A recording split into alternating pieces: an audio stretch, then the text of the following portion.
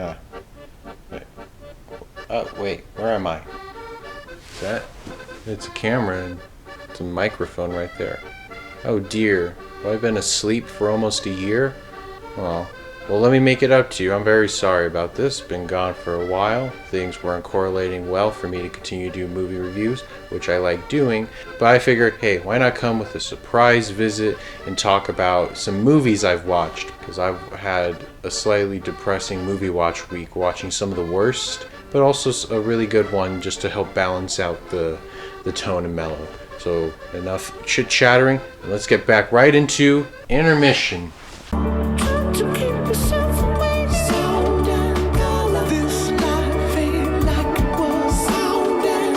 So, we're starting off with the worst one I've seen, and this will potentially be the worst film I will see all year, and that is Judd Apatow's The Bubble. It's about actors making a movie, but it's during the pandemic, so they have to stay in a hotel, confined. You just gotta try to make a film without going crazy. And honestly, the idea of this film isn't that bad. It's a hard premise to intrigue a general audience, but it could be expanded upon like Tropic Thunder, you know? It's a film about making a movie, but it has a lot of good elements, great comedy bits, and good back and forth between the actors to make it fun and funny with its own genuine messages and things integrated. But that's Tropic Thunder. Notice I've only talked about that because this film tries to do what Tropic Thunder does, but it does it so terribly and so boring that I was baffled. By the time I believe I did like pause it or I checked the timestamp, and it just said 40 minutes and there was another hour and 20. I'm like, what? How is there another hour and 20? Because by then they just keep doing the same thing. Oh, the actor is upset about their conditions, but they have to shoot this silly scene. Oh, it's about the celebrities, how they're higher than us, so they get more better than us. It just never really correlates. There's no real charm, character, cohesion, or anything really to this film or its story. There's no real messages, no character growth, and any messages it has goes way too like Don't Look Up, where it's really in your face. But Don't Look Up is like a bajillion times slightly more subtle than this film, where there's nothing to it. The action kind of stinks. The visual effects look pretty okay for what this is supposed to be, but that's because those were given off to talented computer artists. The directing's flat, the look is flat, no one's charming or likable. I never laughed out loud. I mildly chuckled twice, but that was about it. Yeah, that's about it. There's nothing to this movie. This was boring, infuriating, and deeply depressing by the end, because it's there's just nothing. This feels like a movie made for no one. They just decided to make it. That's all I have to say about it. If you made a film during the pandemic, you're probably going to love this movie. But for 90% of the population who don't make movies, they cannot relate to this because this has nothing to it. The Bubble by Judd Apatow is going to get an atrocious, horrible, mean, awful 1 out of 5, which is about 2 out of 10. Anyway, let's go to the next one. The next one is the brand new epic film Morbius from director Daniel Espinosa. I was hyped as heck for this movie, man. You have no idea how hyped I was. The trailers were abysmal. The production history is astounding. The delays just made me want to watch it more and more. I was scratching my neck like a meth addict for the past 2 years, wanting to get this film, and then finally got it. The worst Marvel movie since Fant Four Stick. I'm pretty positive in saying this will be one of the worst comic book movies ever. This movie is so boring and so uninterested in anything it's doing that I'm outstanded that this was made. Because there's nothing really to this movie. There's no real interesting hook with the character. The idea is interesting. A doctor becomes a blood-sucking vampire, but it goes against his moral code of wanting to, help others. But that gets resolved by the end when it's just, oh, my brother's got the vampire serum now and I have to try to stop him. And it's oh, okay, you just went away so it could become good guy versus evil guy. And I thought Morbius was supposed to be a villain, but this film plays him off as a solid hero or man on the run, but isn't really wrong of the crime. And it's really unengaging. The action in this movie is outstandingly poor. It's not 1,000% awful. It's I'd say 80% awful. Because there's some okay action. You can see what's going on. But the action's all like computer generated and there's nothing really intriguing going on. The pace of this film is so slow and so awful, and along with its editing, I think its editing is what affects this film the most, because it just keeps chopping back and forth. The opening, we go back and forth like between like 4 different things, experimenting when he's doing a bathing in the cave, and then when he's at his orphanage, then when he's getting a prize, and when he finds the cure, and it's like, what? And that's in like the first 20 minutes, and then everything else in the other hour 20 minutes is so blah and bad. There's nothing really to it. I would have to say that at the very least, what makes this more tolerable than The Bubble is the fact that I did have like many unintentional funny moments throughout. I was chuckling. The delivery and performances, or some of the actors were just so like piss poor. I was having a blast every now and then when they were just, oh yeah, you're a doctor, you don't do that. It's like no one's giving any level of care into the role. Jared Leto, kind of, but he's probably the best actor in the movie, and you already know that's a bad thing when that's the case. Although Matt Smith, you could tell, was kind of aware of how bad this movie was, so he just decided to have fun with the overall role and direction because it feels so tonally opposite of anything else in the movie, and that's about it. I hate these Sony Spider-Man universe. These movies, Venom 2, and this are like hour and a half boring pieces of trash that only exist to like tease the next movie in their post-credit scene. Venom 1, it was supposed to be when he's gonna fight Carnage.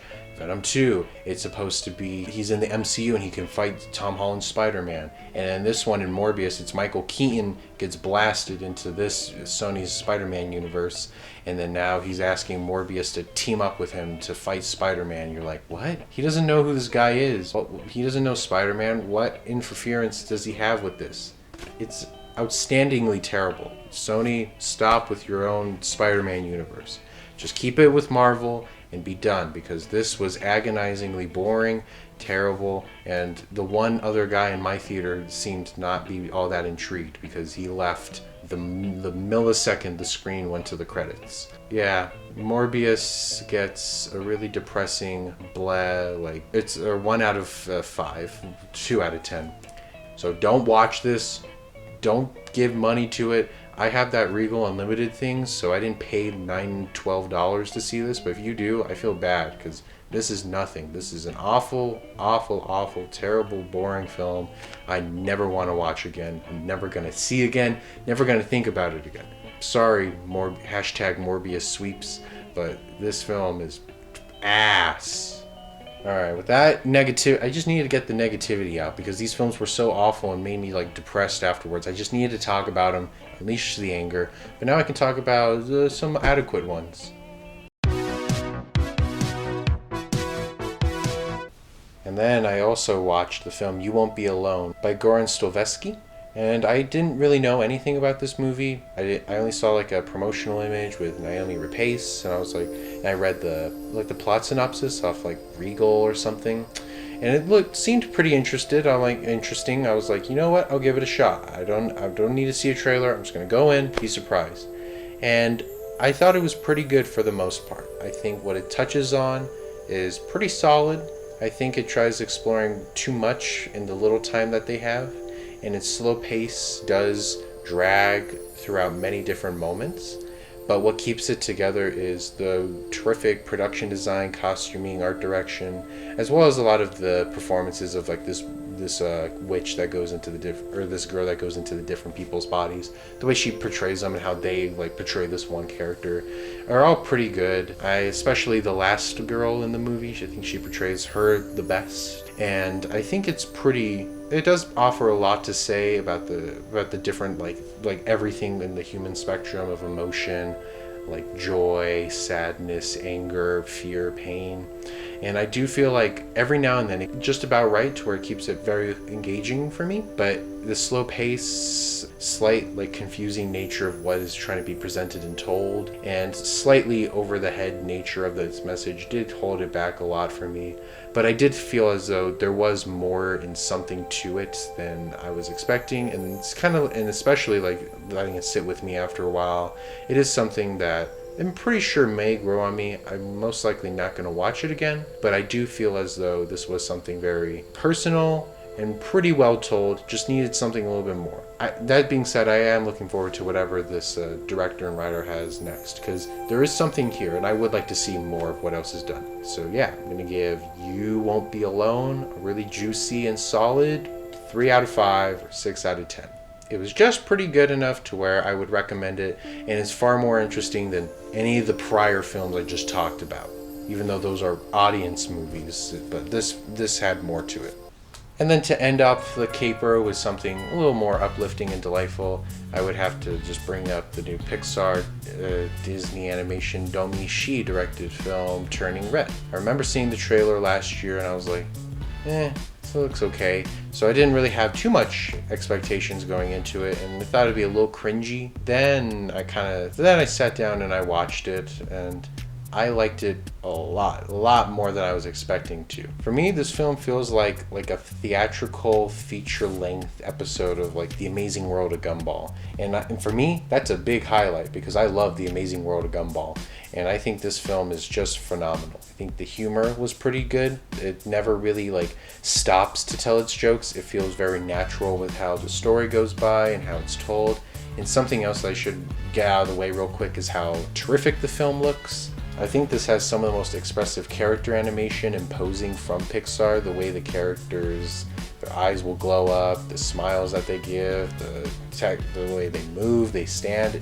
It's very stylized and very personal, and I really like that. And I think it stands out far different than a lot more different animated movies are nowadays. And I really did like the characters and just overall story. I found it to be immensely like relatable, heartwarming, and it never felt like clashing back and forth for most of it. Everything gelled pretty well together, and I really did like the character of Mei Lin Lee. I thought she was really fantastic, especially the voice performance.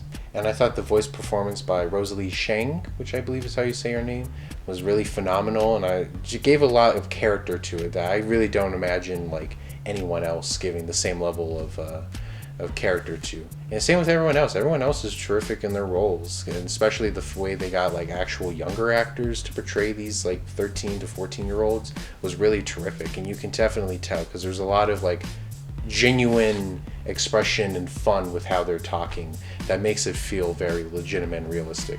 And the emotions and conflicts that go on in this film are very like immensely relatable, terrifically told, and it never feels like a tearing at your heartstrings. Like, oh, this is the moment you're meant to be sad. You have an engaging conflict, which is just basically these girls just want to go to a concert, but they have to secretly like do this little panda thing so that they can afford money to do it.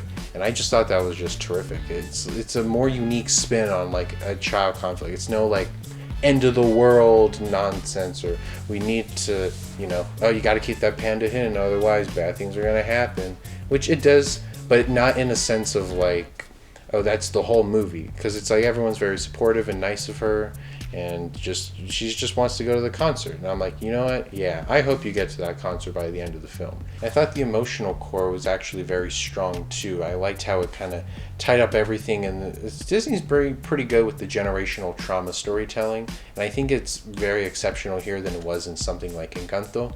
I think it tells it pretty good, and actually did almost make me tear up by the end, which I don't really do all that much. So whenever a film does make me tear up, it gets an extra half a star for me, extra point, and I'm happy with how it turned out because this was really good. Pixar is bringing themselves back. Wasn't the biggest fan of Luca, but that still had a lot more character than like, I don't know, Cars 2, 3. No, that's simple. It had more character than like The Good Dinosaur. Yeah, I just wanted to give a quick mention because I needed something more positive and uplifting to talk about, and I quite liked Turning Red a lot. And I can see myself loving this movie more and more as time goes on, because this was truly terrific, exceptional, and I really want to see another film by Domishi and her team, because I think they did terrific, and this is a terrific movie and highly recommend it. Just boot up the Disney Plus, get the family together, just watch it, and yeah. Let's hope it gets a theatrical release one day. I would love to see this film on the big screen so we can hear Four Town on IMAX speakers. That'd be lovely. So yeah, She's Turning Red is going to get a nice, terrific, wonderful 8 out of 10, which is a 4 out of 5. That was really wonderful. I liked it a lot, and I highly recommend it.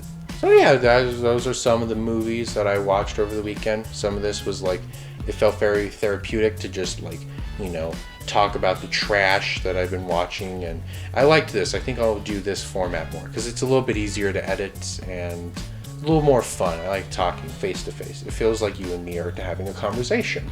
So yeah, stay tuned. More stuff will probably come. If it doesn't come, I'm sorry, but